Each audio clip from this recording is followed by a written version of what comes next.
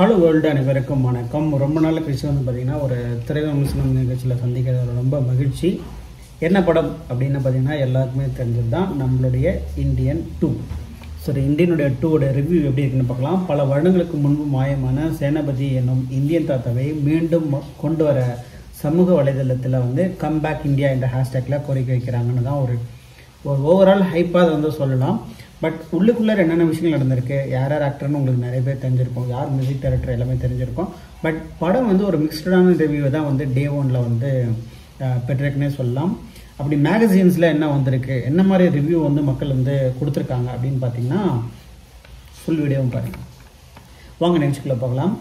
நண்பர்களாக சித்ரா அரவிந்த் அதாவது சித்தார்த், தம்பேஷ்ங்கிறது ஜெகன், ஆர்த்தி அப்படிங்கிறவங்க தான் பிரியா பவானி சங்கர், ஹரிஷ், ரிஷிகாந்த் ஆகியோர் சமூகத்தில் நடக்கக்கூடிய லஞ்சம், ஊழல் போன்றவற்றுக்கு எதிராக வீடியோக்களை எடுத்து யூடியூப்பில் போடுறது தான் அவங்களுடைய வேலை.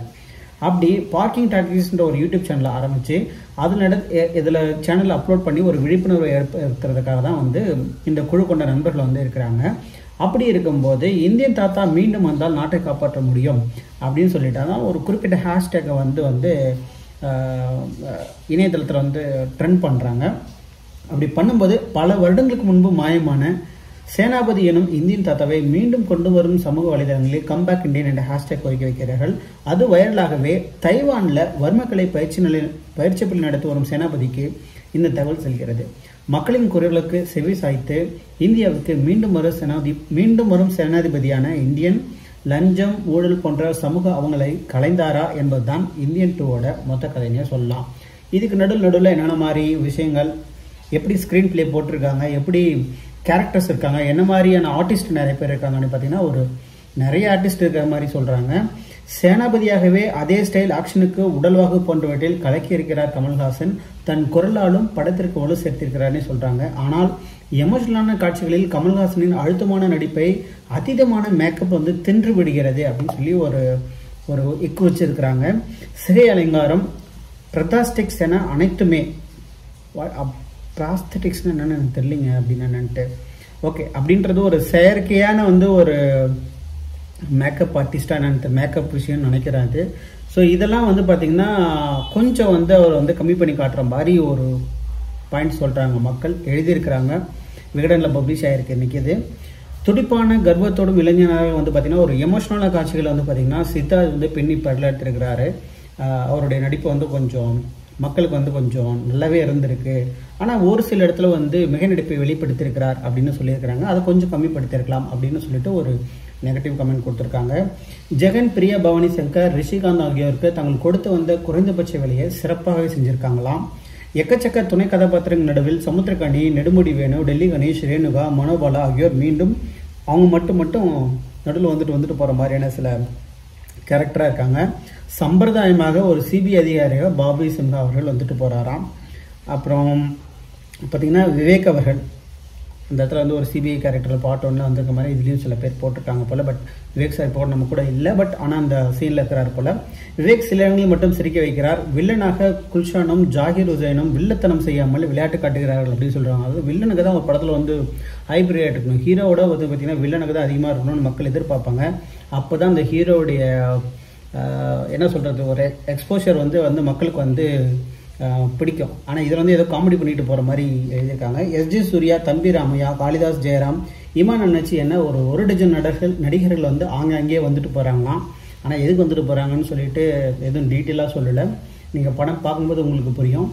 ஆக்ஷன் காட்சிகளிலும் பிரம்மாண்டமான காட்சிகளிலும் ஒளிப்பதிவாளர் ரவிவர்மாவின் இருப்பை உணர முடியுதுன்னே சொல்லியிருக்கிறாங்க. முதல் பாதியில் தேவையில்லாத பாடல்கள், நீளமான ஆக்ஷன் காட்சிகள் போன்றவற்றை கண்டிப்பாக காட்டாமல் கொஞ்சம் தடுத்திருக்கலாம், இழுத்திருக்கிறாங்க அப்படின்ற மாதிரியான திரும்பவும் ஒரு நெகட்டிவ் கமெண்ட் தான் கொடுத்துருக்குறாங்க.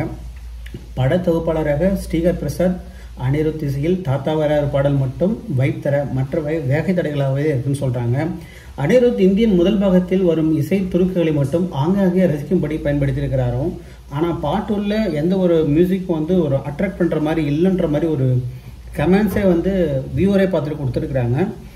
சரி, வேற என்ன மாதிரி பண்ணலாம் பார்த்தீங்கன்னா ஒரு பிரம்மாண்ட காட்சிகளுக்கு வரும் அரங்கங்கள் கண் முன்னாடி கொண்டு வந்து நிறுத்துறது வந்து பார்த்தீங்கன்னா இயக்குனர் D Muthuraju, Anbariv, Ramzan, Anal Arasu, Peter Hein and Stun Silva, Thiagarajan ஆகியோர் வந்து பார்த்தீங்கன்னா ஒரு நல்ல உழைப்பு போடுறது வந்து மக்கள் வந்து பார்க்கும்போதே உங்களுக்கு புரியும் அப்படின்ற மாதிரியான ஒரு விஷயத்தை வந்து சொல்லியிருக்கிறாங்க. ஸோ ஸ்டண்ட்டும் அந்த பிரம்மாண்டமான செட்டப்பும் உங்களுக்கு வந்து மக்களை வந்து கவர் பண்ணணும்னு நினைக்கிறேன்.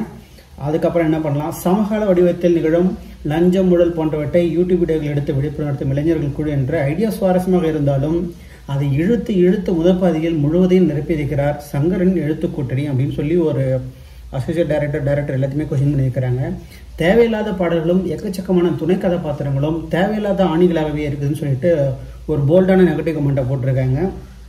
சரி, எப்படி இருந்தாலும் கமல் பெரிய நடிச்சிருப்பாங்க. சேனாதிபதியின் பாத்திரமும் வில்லத்தனமாகவே கொலை செய்ய அவர்கள் கையாளும் யுக்திகள் தொடக்கத்தில் சிறிது சுவாரஸ்யமாக தந்தாலும் வர்மக்கலை விளக்கும் பக்கமாக வசனங்கள், லாஜிக்கற்ற நீளமான காட்சிகள் போன்றவற்றை அவற்றை வீணடித்து விடுகின்றன சொல்றாங்க. முந்தைய சங்கர் படங்கள்ல வந்து பாத்தீங்கன்னா ரெஃபரன்ஸ் அங்கங்கே வந்தாலும் அவை வேண்டிய ரிசல்ட்டை தரவில்லை அப்படின்னு சொல்லியிருக்காங்க. ஸோ இதுதான் வந்து ஒரு நெகட்டிவான மிக்சடான வந்து ஒரு ரிவ்யூ வந்து கிடைச்சிருக்கு இந்தியன் 2க்கு. விஷயம் பாருங்க, ரிவ்யூ போயிட்டு இருக்கு, லைவ் போயிட்டு இருக்கும்போது பையன் திடீர்னு ஒரு மழையில் நனைஞ்சிட்டு வந்துட்டான். சரி, ஓகே. இரண்டாம் பாதியில் என்ன சொல்லியிருக்காங்க பார்த்தீங்கன்னா, ஓரளவுக்கு நடிப்பை அளிப்பது வந்து சித்தார்த் வந்து சொன்னாலும் சமுத்திரக்கனின் சென்டிமெண்ட் காட்சிகள் தான் சொல்றாங்க. 2 நடிகர்களுமே காட்சிகளை சரியாக கையாண்டு இருக்கிறாங்க அப்படின்னு சொல்றாங்க. பிரச்சனை என்னன்னா, இந்த 2 கதாபாத்திரங்களை தவிர வேற எந்த கதாபாத்திரமும் அழுத்தமாக எழுதப்படவில்லை அப்படின்னு சொல்லி குறிப்பிட்டிருக்காங்க. இறுதி காட்சிக்கு முந்தைய ஆக்ஷன் காட்சிகளோ 2ஆம் பாதியின் பாதியை விழுங்கி விடுகின்றன.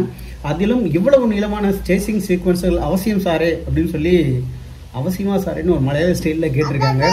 இறுதி காட்சிக்கு பின்வரும் இந்தியன் 3ஆம் பாகத்திற்கு முன்னோட்டம் காட்சிகள் சர்ப்ரைஸாக விரிய அதற்காகவே நேரடியாக சென்றிருக்கலாம் என்ற எண்ணமே மேலோங்குதுன்னு சொல்றாங்க. ஸோ இது போல ஒரு மிக்சடான ரிவ்யூ தான் இருக்கு.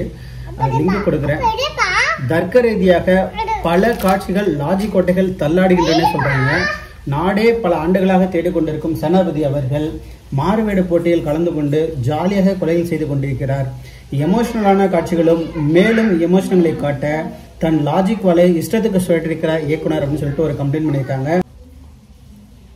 அரசியல் ரீதியாகவும் ஓட்டைகள் ஒரு மூட்டை, இலவசங்களுக்கு மக்கள் நல திட்டங்கள் வித்தியாசம் தெரியாமல் வாட்ஸ்அப் ஃபார்வர்டை காட்சிகளாகவும் வசனங்களாகவும் திரையிலேற்றப்பட்டது ஒரு படக்குழு மேல ஒரு கம்ப்ளைண்ட் சொல்லியிருக்கிறாங்க.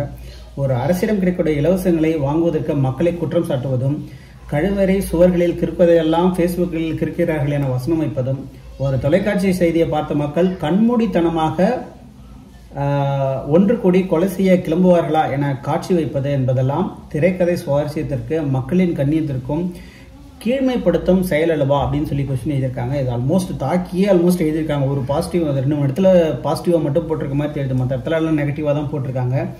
எமோஷனலாக ஸ்கோர் செய்யாமல் கமர்ஷியலாகவும் ஈர்க்காமல் தன் மீள் வருகையால் தடுமாறி இருக்கிறார் இந்தியன் தாத்தா அப்படின்னு சொல்லிட்டு ஒரு ஓவரால் ஜஸ்டிஃபிகேஷன் கொடுத்துருக்காங்க. இது வரைக்கும் 2 பேர் கமெண்ட் பண்ணிருக்காங்க. 2 பேருடைய கமெண்ட்டுமே படிச்சு பார்த்தேன். படம் இசை இரண்டுமே அவுட். இந்தியன் தாத்தா ரசிகர்களை சோதித்து விட்டார். இந்தியன் 1ல யதார்த்தமான கதை, கவுண்டமணி செந்தில் காமெடி, அட்டகாசமான வைரமுத்து பாடல்கள், ரகுமான் இசை என மீண்டும் பார்க்க வைத்தது. இந்தியன் 1 போல படம் மீண்டும் வரவில்லை அப்படின்னு சொல்லிட்டு ஒரு ஃபர்ஸ்ட் கமெண்ட் போட்டிருக்காங்க. அது 3 பேர் லைக் பண்ணியிருக்காங்க. இது வரைக்கும் நான் 20 மினிட்ஸ் கமெண்ட் சொல்லி படிச்சுட்டு இருக்கேன். உங்களுக்கு இதில் என்ன விஷயம் அப்படின்னு வந்து பார்த்தீங்கன்னா, ஒரு படம் பாருங்கள், யூடியூப்பில் நம்ம சும்மா ஒரு ரெக்கார்ட் பண்ணும்போதே நல்ல பல பிரச்சனைகள் வருது. அப்புறம் கால் ஷீட் இருக்குது, ஆடியன்ஸ் இருக்காங்க, அவங்களுடைய பல்ஸ் இருக்குது, அப்புறம் அவங்க மியூசிக் டைரக்டர் இருக்காங்க, அவங்களுக்கு வந்து அந்த சரியான டைமில் ப்ரொடியூசர் சப்போர்ட் பண்ணுன்றது இருக்குது, அப்புறம் ரீஒர்க் இருக்குது. சங்கர் படமே ஒரு பெரிய பிரம்மாண்டம் இருக்கும் கண்டிப்பாக. அது ஏதோ ஒரு நார்மலான படம் மாதிரி எடுத்துக்க மாட்டாங்க. அப்புறம் கமல் சார் மாதிரியான ஒரு ஹீரோ கிட்ட வந்து இந்தமாரி படத்தை ஏற்கனவே ஒர்க் பண்ணியிருக்காங்க. பட் இந்தமாதிரி சின்ன விஷயங்களை வந்து ஒரு ஓல்டேஜ் கேரக்டரில் கொண்டு வரும்போது பார்த்தீங்கன்னா ப்ராக்டிக்கலாகவே நல்ல சில சேஞ்சஸ் இருக்க தான் செய்யும். பட் ஆனால் ஓவராலாக மக்கள் மனசில் ஒட்டியிருக்கா அப்படிங்கிறது தான் ஃபைனல் கொஸ்டின். இன்னைக்கு டே 1ன்னு நினைக்கிறேன். இந்த டே 1ஓட ரிமார்க்கை வச்சு மட்டும் எதுவும் சொல்ல முடியாது. நீங்கள் படம் பார்த்துட்டு இதுக்கான ரிவ்யூ வந்து இது கரெக்டு தானா இல்லையான்றதை நீங்கள் மறக்காமல் கமெண்ட் பண்ணுங்கள். அப்படி இல்லாட்டினா நம்ம இப்போ பார்த்தீங்கன்னா இது போல் 4-5 கமெண்ட்ஸ் நான் வந்து படித்து பார்த்துட்டேன். எல்லாமே ஓரளவுக்கு வந்து பார்த்தீங்கன்னா ஆவரேஜ் தான் சொல்கிறாங்க. எதுவும் ஆக போகன்னு எதுவுமே சொல்லலை. உங்களுடைய கமெண்ட், இந்த படம் எப்படி இருக்குது, இல்லை அனிருத் நல்லா மியூசிக் பண்ணியிருக்காரா, இல்லை சங்கர் இல்லை எப்பயும் போல் படத்தை கொடுத்துருக்காரு, யாரோ தப்பாக தான் எழுதியிருக்கிறாங்க அப்படின்னு நீங்கள் சொல்கிறீங்களா? என்ன நடந்தாலும் அதை நீங்கள் பார்த்துட்டு உங்களுடைய கமெண்ட்டை வந்து மறக்காமல் கமெண்ட் பண்ணுங்கள். மேலும் ஒரு நல்லது ஒரு திரை விமர்சன நிகழ்ச்சியில் சந்திக்கலாம். அதுவரை நன்றி, வணக்கம். அப்படி சொல்கிறதுக்கு முன்னாடி மறக்காமல் சப்ஸ்கிரைப் பண்ணிக்கோங்க. தேங்க்யூ.